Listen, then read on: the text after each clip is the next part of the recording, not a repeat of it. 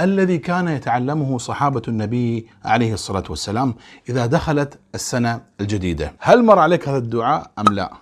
من الأدعية الجليلة المشروعة مع دخول السنة الهجرية أو الشهر الهجري ما جاء عن الصحابي الجليل عبد الله بن هشام أنه قال: كان أصحاب رسول الله صلى الله عليه وآله وسلم إذا دخل الشهر أو دخلت السنة يتعلمون هذا الدعاء كما يتعلمون القرآن. لاحظ مدى اهتمام الصحابة بهذا الدعاء. ما هو هذا الدعاء؟